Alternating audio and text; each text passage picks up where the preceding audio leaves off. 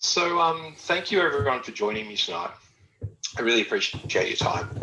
What I hope this presentation will provide you is really, this isn't an academic presentation, it's not lots of literature. This is really focused on some of the experience and the pearls of wisdom that I've learned over the past decade of using dollar class in my practice. And I think it's a really powerful tool. And I'm going to talk a little bit about basically how I implement Shockwave to really optimize the results, because often the patients that I learned most from early on in my days using Shockwave were some of the ones that I didn't get results with. I was not happy with the results the patient got. And I think it's the reflection on some of those that really comes into forming some of the treatment algorithms that I used. So for this presentation, I'm not going to go through a lot of the basic sort of physics and the basic concepts behind Shockwave. So we do have on our EMS dollar class website, the Australian one, we have an education and training section there.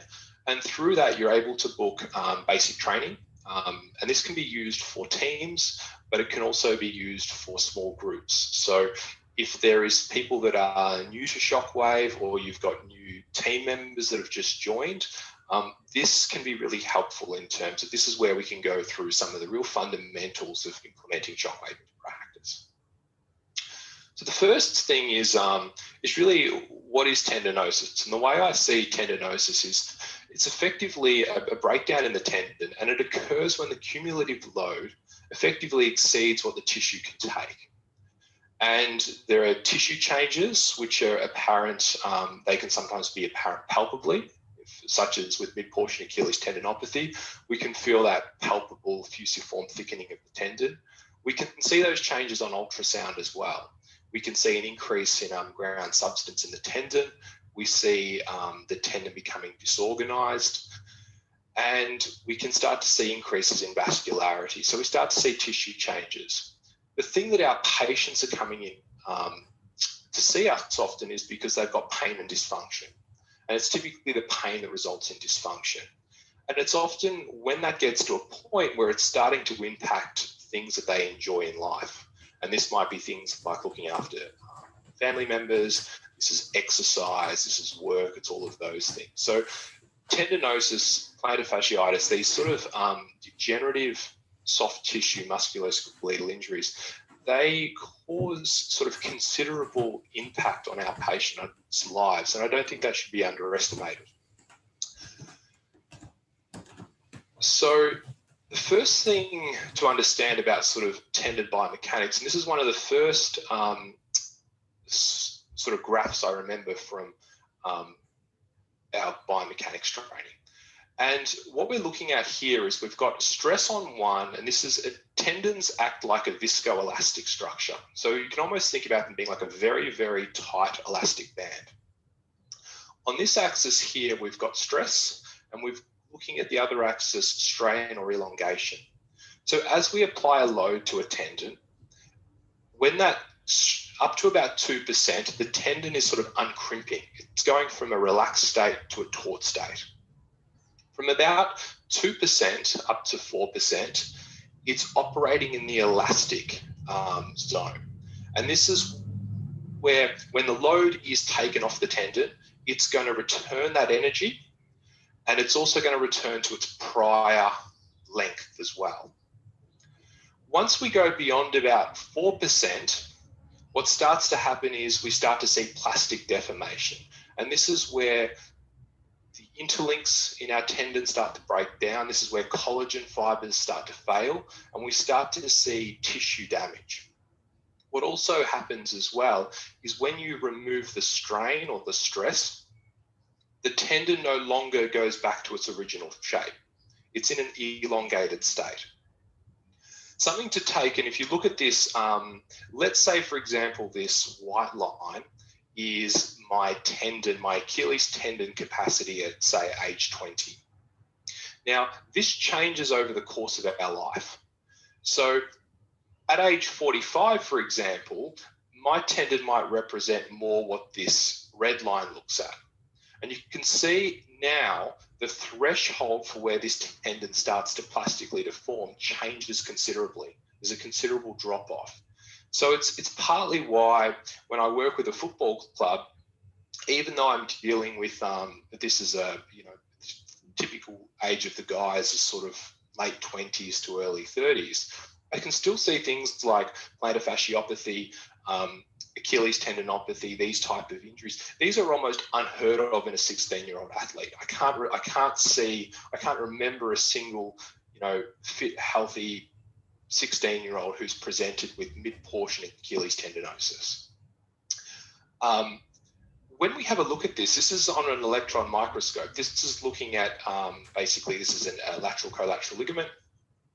When that is stretched and strained past that 4%, this is what it looks like. And you can see the fibers are becoming disorganized. This is really what starts to happen. And this results in changes to the tendon, both physical, biomechanical, and cellular changes.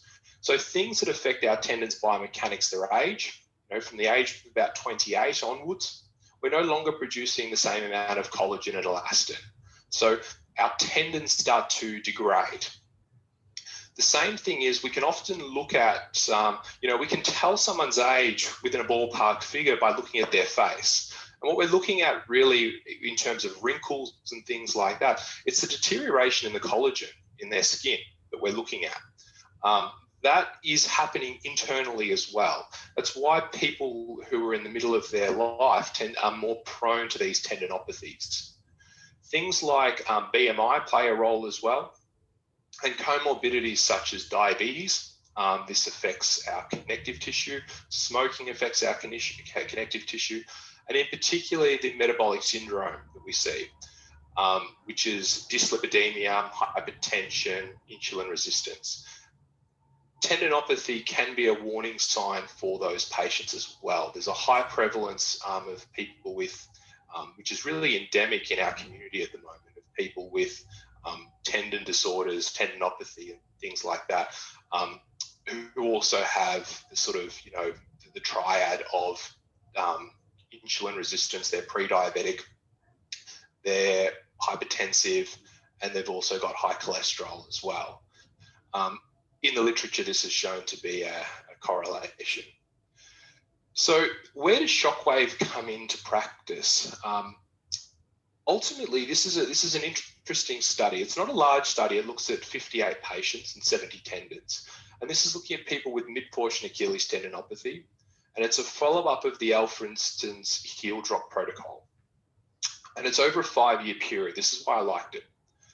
And it found that at the end of a 5-year period, 60% still had pain. And 48, close to 50%, had tried one or more alternate treatments.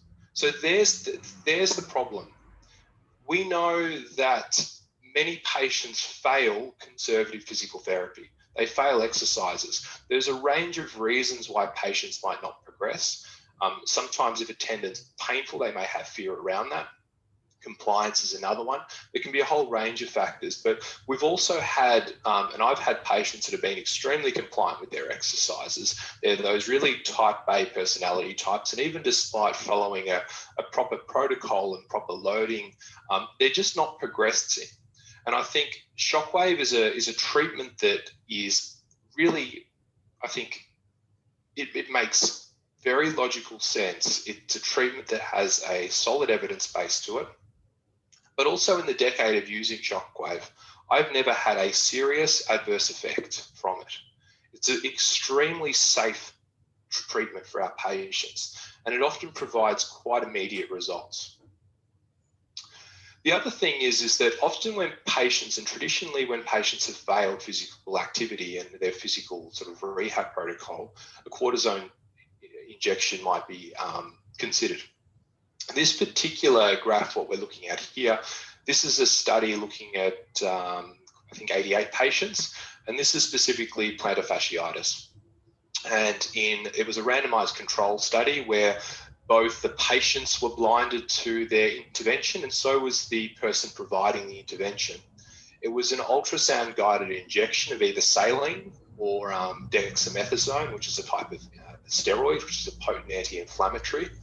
And over the course of a 12-week period, there was a statistically significant difference to 4 weeks, but that was the only point throughout the course of treatment where the control group who received the saline versus the group who received the steroid. So steroid has a role, but it's a short-term pain reduction.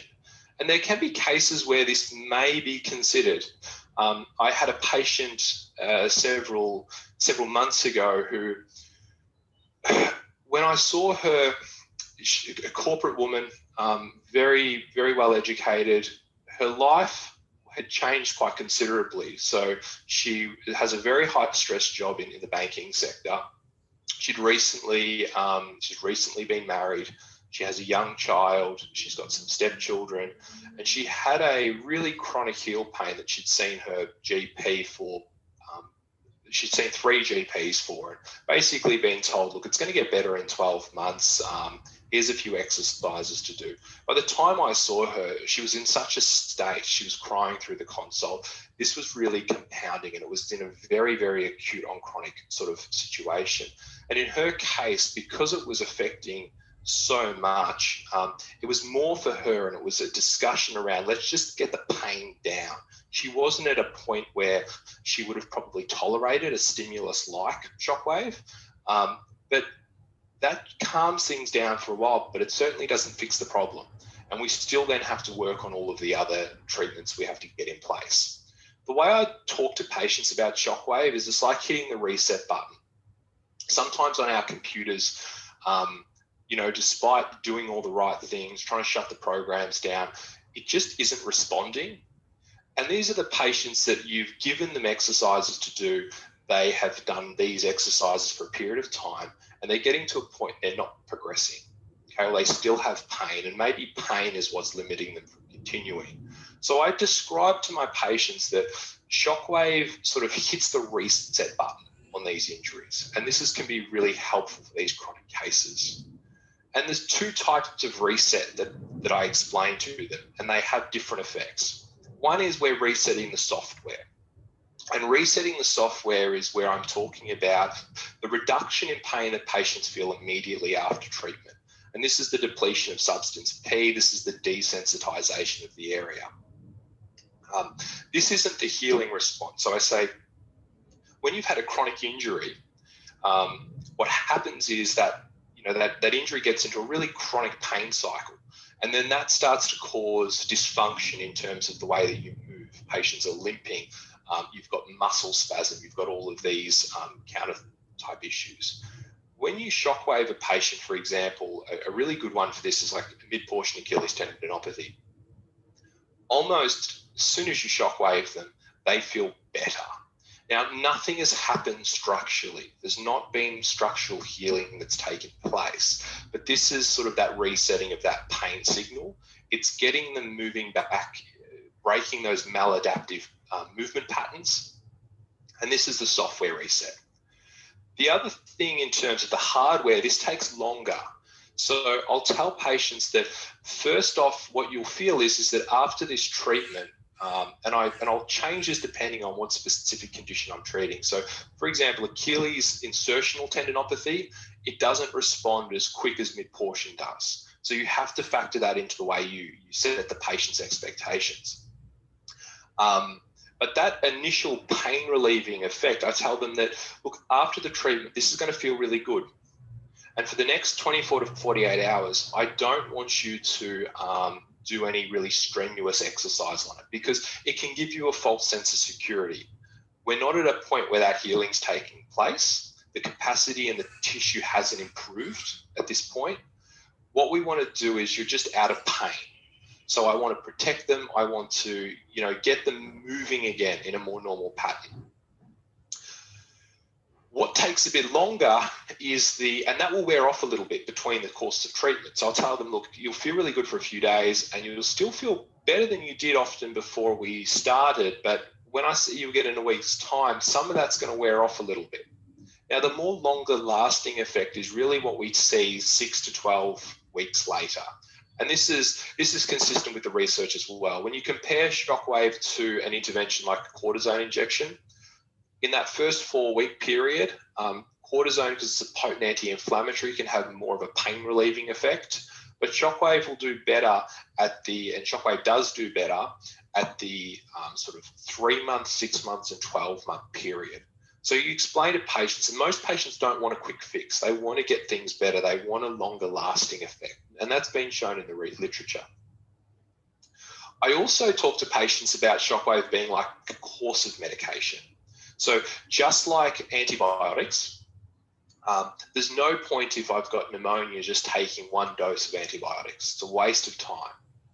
But there's also no point taking, antibiotics for months after the infection is resolved. Shockwave is a little bit the same. In order to get into that therapeutic range with the intervention, you need, I would say, depending on the severity, anywhere between 3 to 6 sessions. Most commonly, for pretty much 90% of things, I'm doing 4 to 5 sessions. Once you go beyond 6 sessions, it's diminishing returns. Patients, not necessarily, you're not getting incrementally more of an effect. What I would prefer to do if I'm dealing with something more chronic is I would do a course of treatment, whether that's a 5-6 session course, and then I'll give the patient a break, and I might do a top-up session in a month's time, and then I'll space those top-up sessions out a little bit, as opposed to just weekly shockwaves. That's just, so I explain it to patients being like a course of treatment. And sometimes these analogies just help set the patient's expectation, because if you don't set their expectation, they will have some expectations anyway. They will develop their own expectations. And if it doesn't meet their expectations, that's when they're often left disappointed. And they may drop off your treatment, your management plan. So some of the mechanism, in terms of the mechanism of action, our Shockwave activates the C fibers, and these C fibers release various neuropeptides such as substance P, calcitonin gene-related peptide. We can get over various neuropeptides that are released. It also increases lubricin, which is more so for joints, that has a lubricating effect, which can help, which can be why in sort of osteoarthritis, it can have pain relieving and also improve the movement. And these neuropeptides, they're biologically active. They can activate stem cells, as in chondral stem cells, fibroblasts, and sort of osteoblast cells as well. So this is a really interesting study back from 2005. And effectively what they did was they used radial shockwave, like our Doloclast. They looked at 86 patients with painful heel pain, and they broke them up into 2 groups. One group received a nerve block, a tibial nerve block, and the second group just got the shockwave without the nerve block. Now, the interesting thing is that there was a considerable difference between the 2 groups. The patients who didn't receive a nerve block did considerably better. So that correlated to, and what they looked for in terms of a significant improvement was a greater than 50% reduction in the patient's symptoms. Now, the group who received the nerve block, only 29% of them had a greater than 50% improvement versus 67% in the group without the nerve block. So that sort of goes in to show that the nerve, that blocking of the nerve was, it was creating, it effectively lowered the efficacy and the efficiency of the treatment. And it looks like the reason for that is because what it does is it blocks the stimulation of the C fiber. And when the C fibers are active with Shockwave, they release those various neuropeptides. This particular study, and it's the same author had gone back to try and work out what was going on there. And basically they used people's forearms, and what they would do is on one arm, they would shockwave with no local anesthetic, and then on the other arm, they would shockwave with local anesthetic. And what happens here is this is looking using a sophisticated technology to measure blood flow. You can see that you didn't get the same flare in terms of increase in blood flow, which also sort of flows onto metabolic activity. So when you blocked the release of those neuropeptides, it also dampened the response to shockwave. And substance P is also a proliferative. People think about it purely around pain, but it does also it's also biologically active. And what happens is that substance P increases the proliferation of human tendon cells. So this particular study, what we're looking at is cells that were taken out of a human Achilles tendon, and they were cultured. Now, in one group, they've added substance P to the culture, and in the second group, there was no substance P.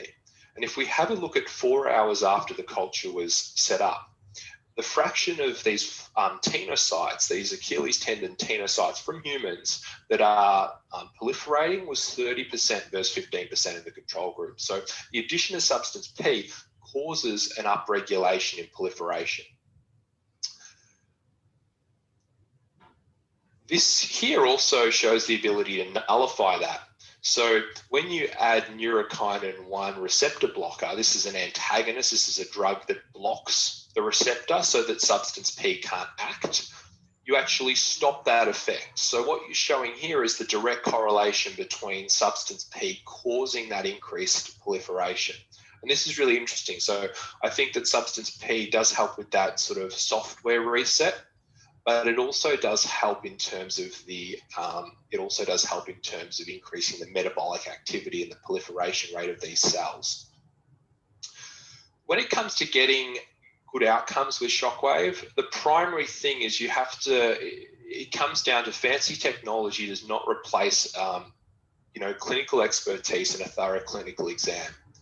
It's important to have an accurate diagnosis. If you've got an incorrect diagnosis, for example, you've a misdiagnosis between an insertional Achilles tendinopathy versus a retrocalcaneal bursitis being the primary thing.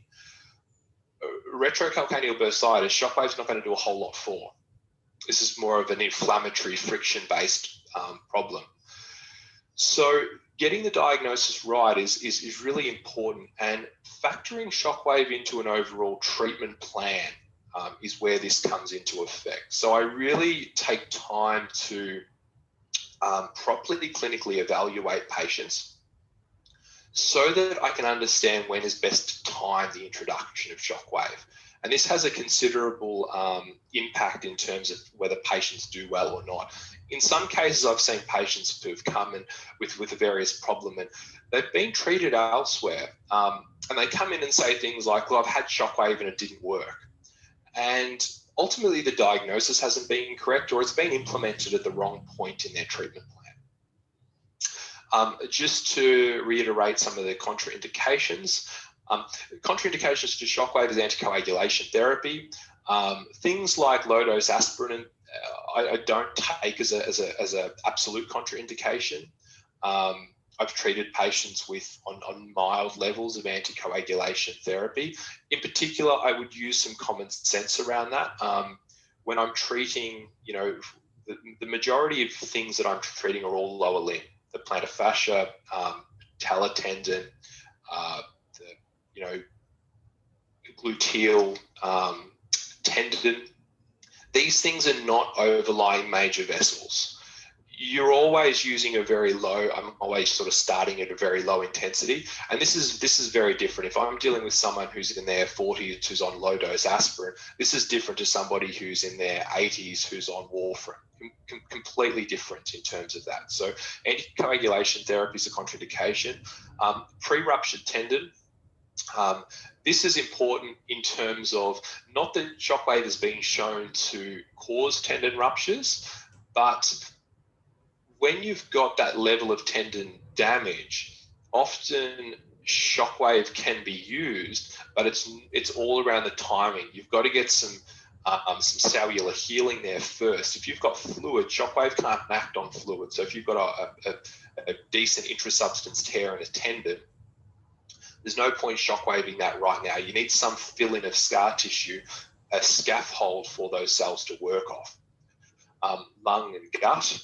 Recent cortisone, and this is about 6 weeks.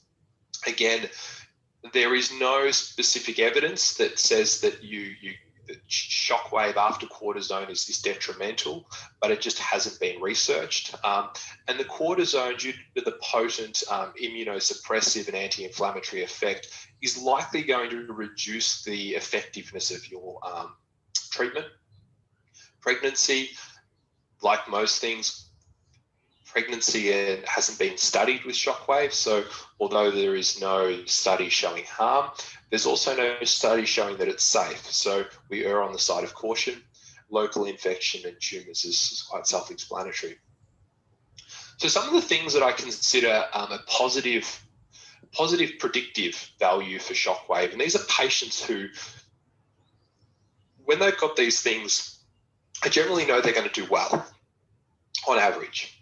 And these are patients that have had pain for greater than 3 months. The pain that they have is stable and localized. And by stable, I mean that, they're the sort of patient that will say, look, throughout the day, it might be uncomfortable, but look, first thing in the morning when I get out of bed, my heel is really sore. It takes about, a few minutes for it to warm up.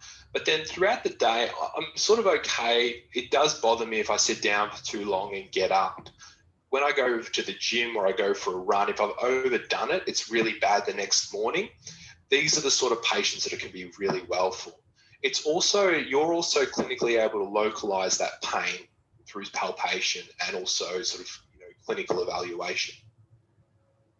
And they should have some tolerance to palpation pressure. If they can't tolerate light palpation, then they're not ready for shockwave right now. They're not going to tolerate it enough to be able to get enough of a dose into the tissue, and that's going to ultimately affect your efficacy at the end. And they should have some load tolerance. So these are people that are still able to move, they're still able to do things, but they've got some restrictions and some functional limitations on that. If they're unable to weight bear, for example, they're not ready for shockwave. And the implementation is just, it's not the right time. When it comes down to things that I consider negative predictive value, and a lot of this is my clinical experience. These are things that I've associated it with not necessarily having the best outcome. And some of these are changeable. Just because someone has something that I consider a negative predictive value right now, I can often get to them the point, whether it's a few weeks' time, a month's time, where they're good candidates for shockwave. And that completely changes the outcome. So unstable pain. These are patients that they can't seem to work out what aggravates their pain at all. The pain, or even on light days where they're not that physically active, they've got severe pain. I consider that quite unstable. Nocturnal pain. Patients with nocturnal pain, it's important to consider things like, generally with nocturnal pain, I'm thinking bone pathology, I'm thinking stress fractures, I'm thinking stress reaction, bone tumours, those type of things. You will see, however, in tendon tears, these are these acute on chronic tears where someone's got tendinosis of their Achilles tendon or they've got plantar fasciosis. They can go from an acute, an acute on chronic presentation. And this is where the tissue can actually develop a tear and it becomes more inflammatory. And it's not uncommon for these patients to have nocturnal pain. So if someone comes in with heel pain and they've gone from having reasonably stable heel pain, and then they'll say, look, I can't really work out exactly what did it, but I was away last weekend, I did a lot of walking, and now my heel's really sore. I'm having trouble putting pressure on the ground. It's been aching a little bit at night. Because I do a lot of ultrasound scanning in the clinic, I will 95% of the time, I'll find there's either significant delamination or a tear. And then associated with that is some inflammation. So they're almost in more of although it's a chronic degenerative condition, there's an inflammatory component at that particular time. Pain that's poorly localized. You've got difficulty palpating, working out exactly where it is. If you just think about that, where are you going to target your shockwave? That can be hard to do. Considering the biopsychosocial considerations, and this is, the total impact of a person's social environment, their mental health, their state of mind. This is particularly important because all tendons are attached to a person, and that person lives in an environment. An example of a patient where I was a little bit this is last week, where she was doing reasonably well. I'm dealing with an Achilles, a tibialis anterior insertional sort of tendinopathy. And this patient was doing reasonably she's reasonably stable and we were progressing quite well, but all of a sudden her symptoms really started to shift and things were sort of deteriorating. However, she wasn't doing a whole lot more. Ultimately, I've got quite a good relationship with her, and it really come down to the fact that she'd gone through a really tough time. Her dog needed to be put down, and that had really affected her. And even though it was sort of a month to 6 weeks after that, she didn't have children, and her dog was a really big part of her life, and that really impacted her ability to deal with pain. So it did affect things. So considering those sort of the full picture, again, severe pain that's poorly localized, and poor tolerance to palpations. So if with just very light pressure, the patient can't tolerate it, they're not going to be able to tolerate the shockwave at that particular point. There are techniques that I use to desensitize patients so that they're ready.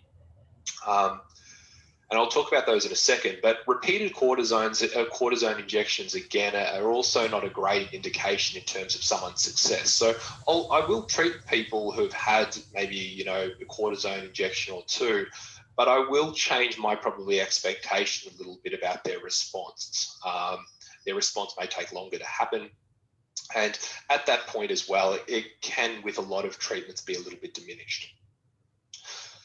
When it comes to the sort of tissue, this is an ultrasound, and in this particular view, we're looking at a long axis view. So this is the heel bone here.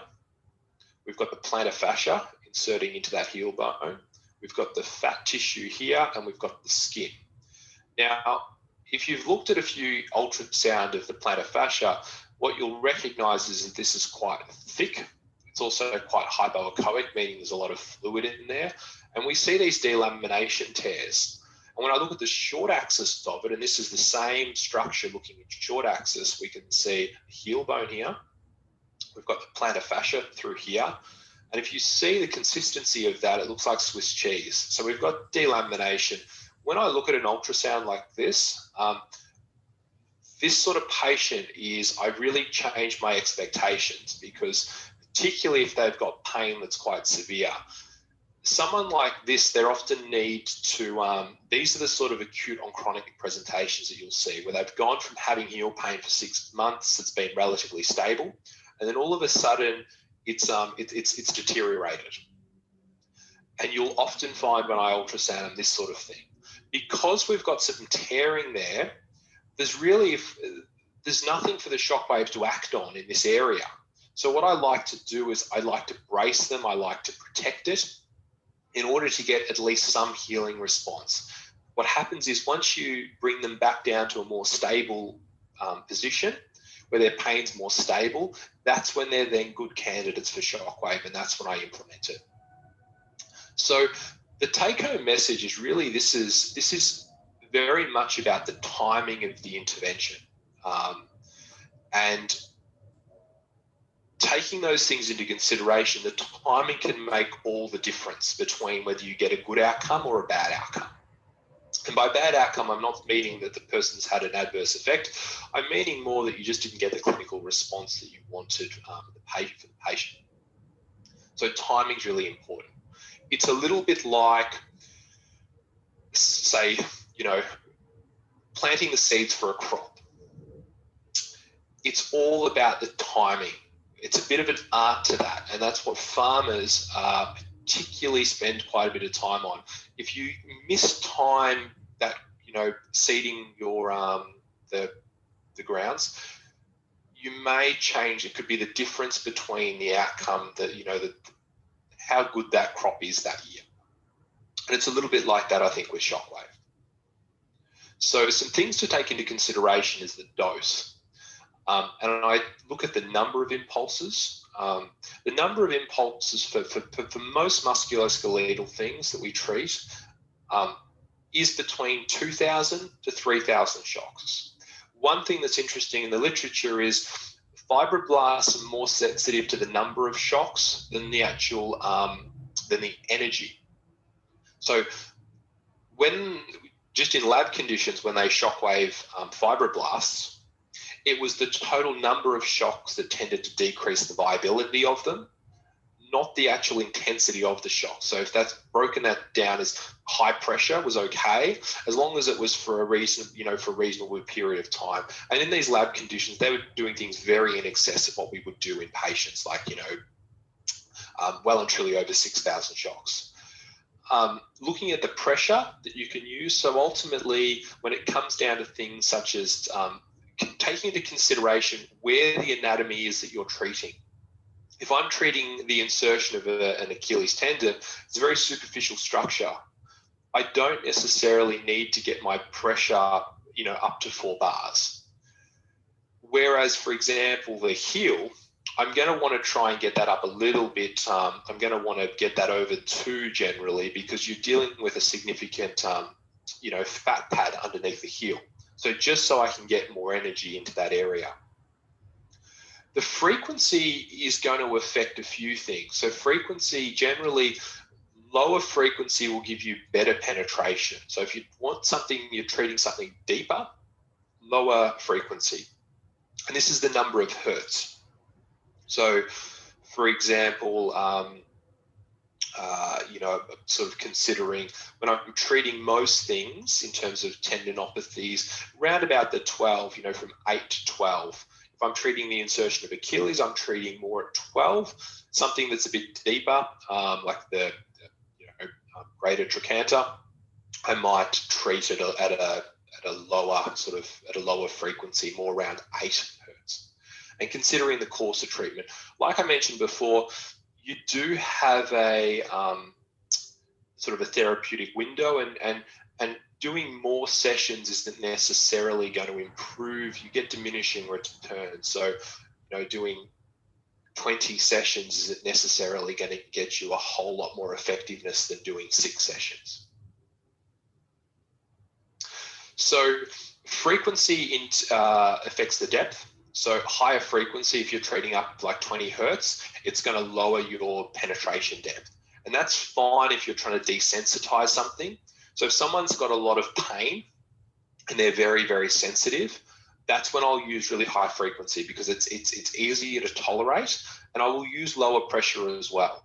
So if the patient's very, very sensitive, using that combination can be really helpful, using the high frequency and low pressure. If I'm really trying to get in and help with a deeper tendon structure, that's when I'm going to use a lower frequency, and I'm going to tend to drop the hertz down so I get more penetration.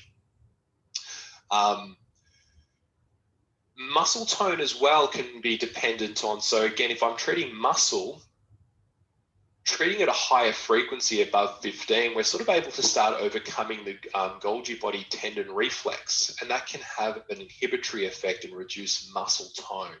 So when I'm trying to reduce muscle spasm and that sort of tightness, that's when I'll also use a really high frequency, 15, 20 hertz. That can be very effective.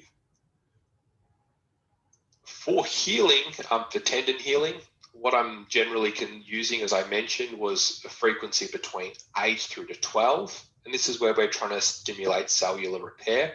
And I'm spacing those sessions every sort of 7 to 10 days, but generally as close to 7 days as possible. Sometimes in your, sometimes if I'm dealing with a tendon that's potentially someone who's got a very non-responsive tendon, I might increase that and actually do it a bit shorter than 7 days. If you're dealing with, so that's something that you can use as well. If they're just not responding, I might shorten that if they've got a really long-standing history of, mid-portion Achilles tendinopathy. So some techniques in terms of improving the tolerance for patients. On the first session, don't start on the side of maximum pain. let the person get a little bit used to it. So mark and palpate the site that you want to put most of your energy. I usually will add on the first session, you know, an extra 500 shocks on there so that I can start it at a really low intensity, you know, 2 bar or just below 2 bar, just so they get an understanding, you know, they listen to the sound. The sound can sometimes give people a fright. And then I gradually work towards that site where most of their pain is. And then when I'm on that, we start to increase it. It's also really important to, again, when I'm discussing to patients, explaining to it beforehand, I'll say, look, Shockwave can be a bit uncomfortable. And sometimes that first session can be the worst because it's when everything's most sensitive. But it's okay. I'm going to start it on a really low intensity. And I'm going to talk to you throughout, and we're going to gradually increase that, but you're in control. So if you're feeling a little bit too much discomfort, you just let me know and I'll turn it down a little bit.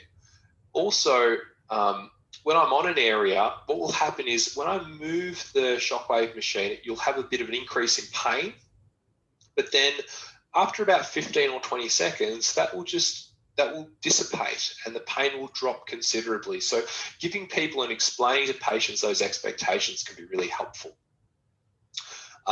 If the patient's having trouble tolerating it, use a higher frequency. Generally is less painful for them.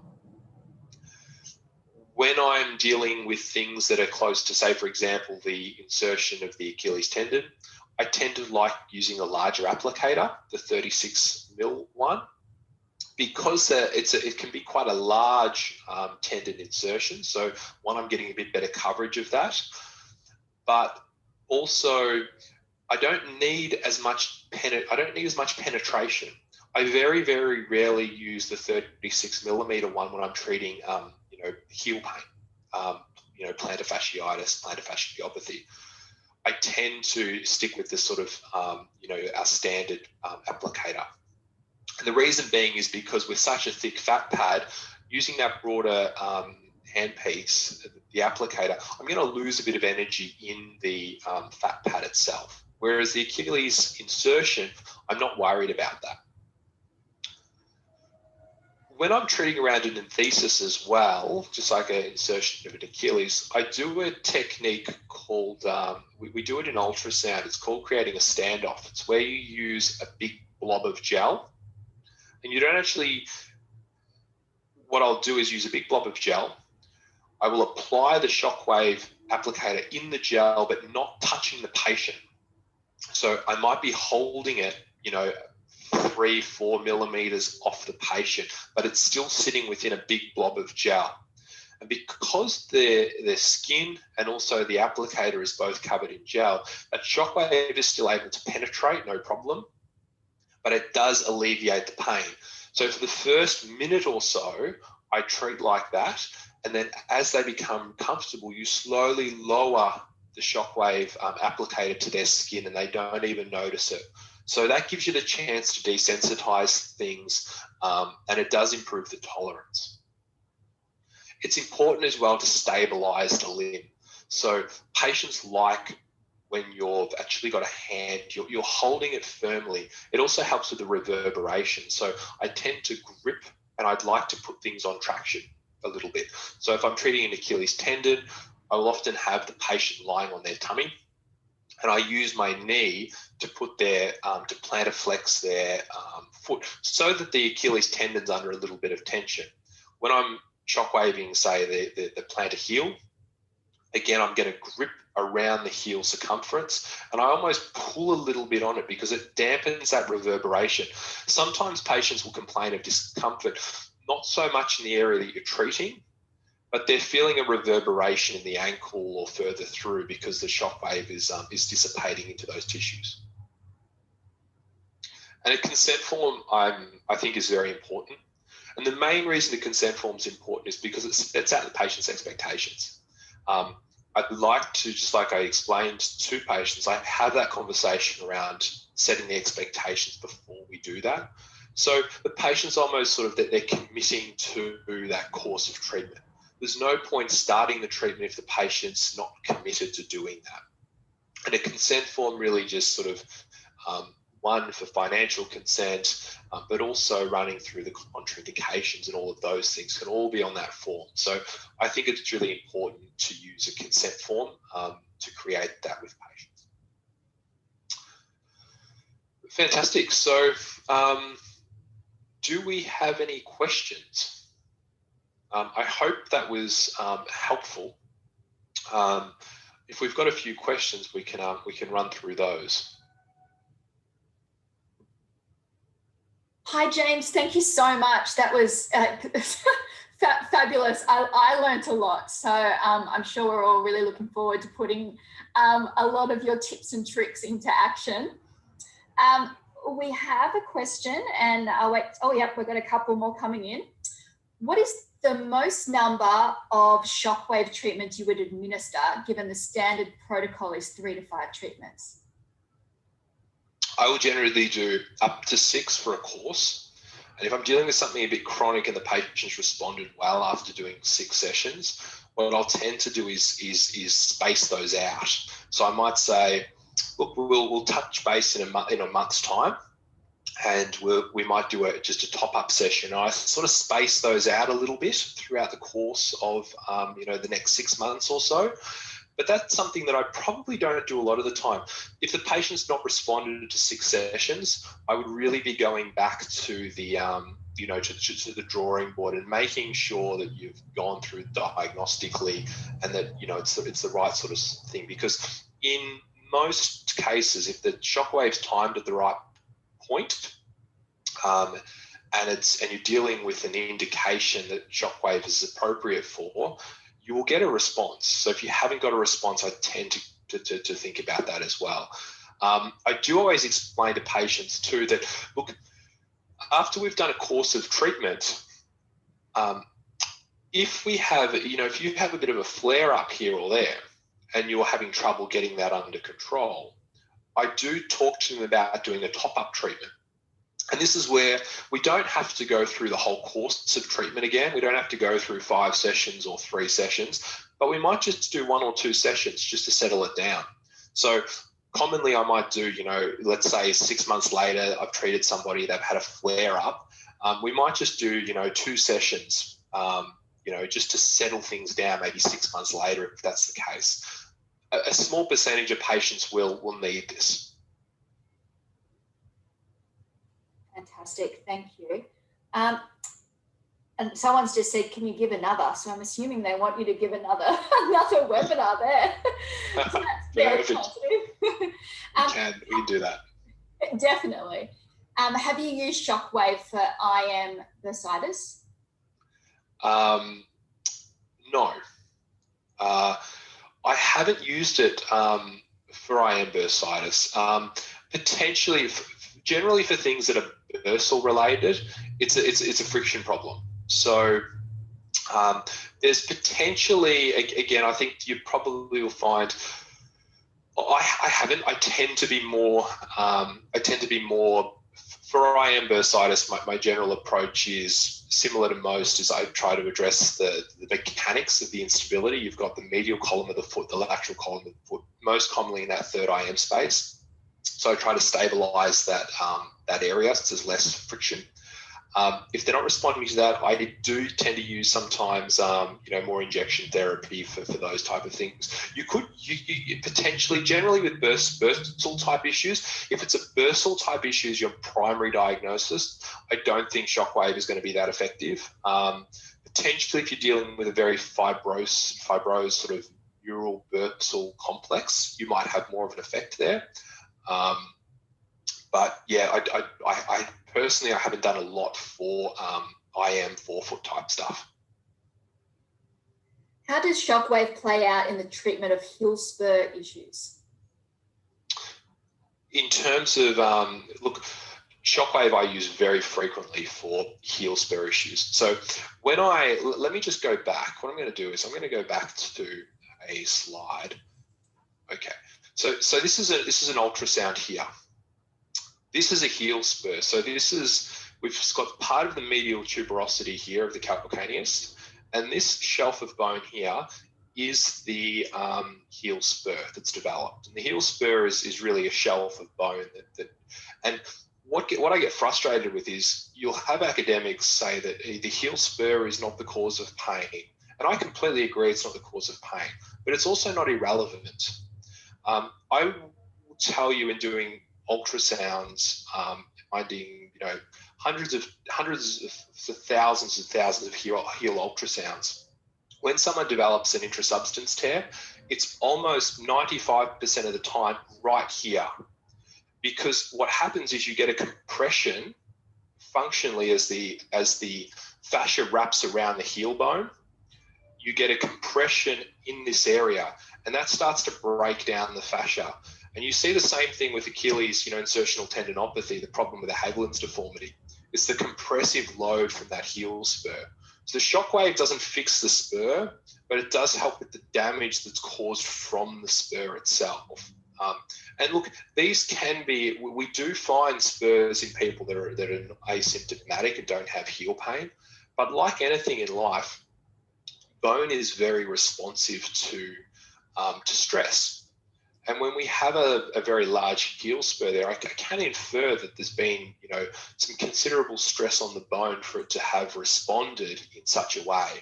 But it's just interesting that you'll tend to find, 95% of the time, it's the deep insertional fibers of the fascia that tear, and they are always usually at the leading edge of the spur, and that will create, as the fascia becomes thickened, it will create an increase in pressure on that area, and it tends to delaminate in that spot.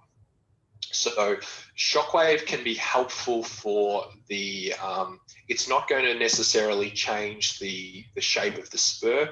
These become pretty, this is corticated bone. It's very, very difficult to, nothing's going to break that down. Sometimes in the very, very early stages where maybe you've got some very subtle bone remodeling, it may have an effect, but I don't think the spur is the primary cause of the pain. Spur is relevant because you do find that puts pressure on the fascia. There's another follow-up question here. So James, where would you treat in relation to the heel spur if not on the spur? I always treat, I basically treat at the insertion pretty much. So it's right where it it drops off. Again, you're looking generally for maximum tenderness. I treat that sort of plant. I'm treating the area. So my Shockwave would be pretty close to the spur because I'm treating almost that osseous ligamentous insertion point. That's where I'm tending to put most of the energy. So you are going to be treating in that area. I was talking more about probably the effect that it's going to have. It's going to have an effect on the fascia. It's going to help with that. It may not change it's unlikely to change the shape of the bone or anything like that. But yeah, I would still be treating that. Again, to palpation pressure as well. You can, in clinic, because I've got access to ultrasound, I can often do a scan and really pinpoint where I want to treat. But in most cases, this is really the site of maximum pain. That's why a good physical exam is important. And it's also good to mark it onto the patient before you start, because as you start treating, there's going to be a desensitization in the area. So once you start treating, the point that was maximally tender as you began treatment will no longer be tender. So then it can be harder during the treatment to find that. So it's using sort of your anatomical knowledge and surface anatomy. Fantastic. Have you had patients who have not had the expected short-term results, yet you have gone through the course of treatments based on your confidence in diagnosing the indication, but yet still had the expected long-term results? Yes. Yeah. Once you've, and that's what I do explain to patients, is it can take time. Particularly the insertional stuff, when you're dealing with more an Achilles insertional pathology, I will tell those patients they're not necessarily going to get the same response that the mid portion will get. Mid portion I love treating because the success is probably 90 98. It works very, very well if it's timed right. The other thing that I do as well is I don't like to overload my patients too. So when I'm doing the course of Shockwave, I'm not progressively loading them at that point. I'm not giving them heaps of exercises to do. I really try to protect them through that period. So I do still use things like, good quality supportive shoes, bracing, strapping, all of those type of things to protect them. I'm generally not putting a heap of load on it. Once it's settled down considerably, that's when I sort of start to load them. Potentially early on, I might use some isometrics here and there, some isometric loading just to maintain. But I don't like to overcomplicate things and have too many interventions going at once. Because if you're shockwaving at the same time you're trying to progressively load them with a rehab program, it can be very difficult to work out what's helping and what's not.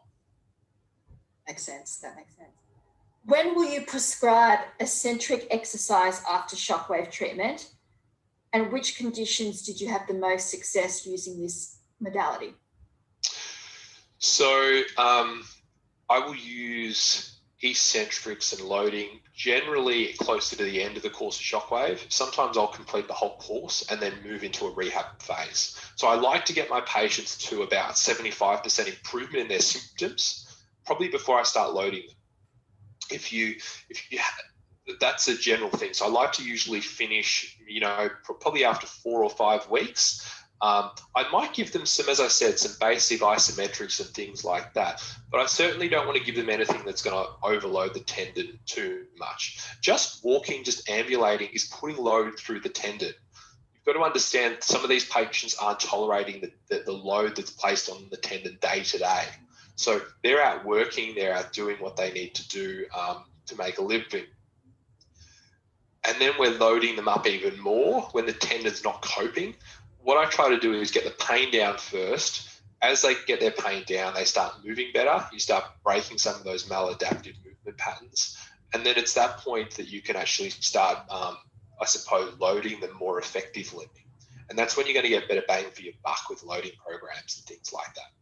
So that's my approach. When it comes to which tendons does it work in, it works best in tendons with a paratenon. So I consider things like sort of greater trochanteric pain syndrome, patellar tendinopathy, Achilles mid-portion tendinopathy, plantar fasciopathy. These things it works very well for. The tendons that have sheath, such as your, the peroneal tendons, if you get a longitudinal split in a peroneal tendon, they either settle down or they don't. And if they don't, they generally need a surgical repair. There are many patients that have these sort of the tendons that run within a sheath, like your peroneals, your tib post, tibialis posterior tendon. If it's through the midpoint of the tendon and you've got a split there, Shockwave I don't think has a heap of. I've treated patients over the past.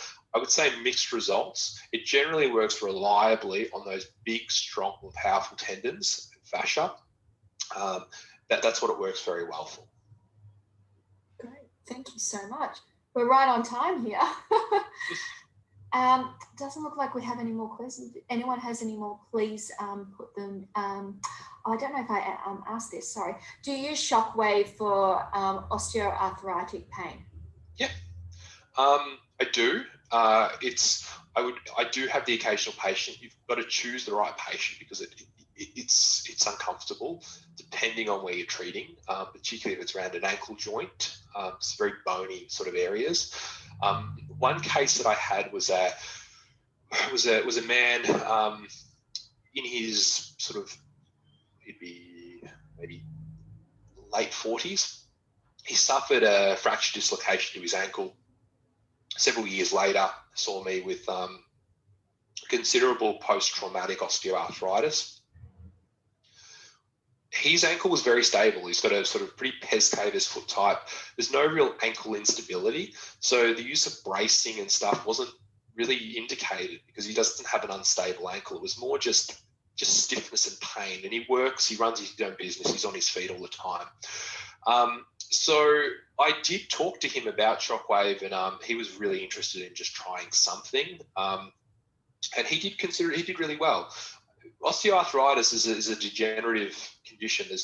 There is no cure for it. It's around management. So in his case, we were able to reduce his pain. I did a series of, I think I did 5 sessions, and then we used to just do sort of monthly sessions and then spaced out as needed.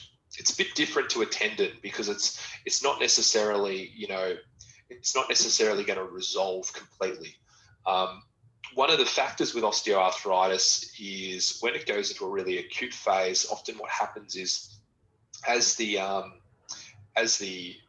subchondral bone breaks down and you start to get fluid into that, you get these subchondral cysts, you get microfracture. That's when the pain can get really severe, and they're almost in a stress fracture type state.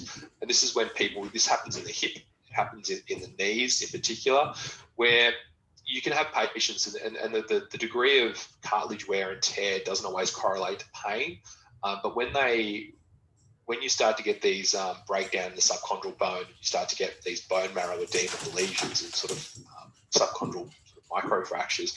That's when the pain really increases.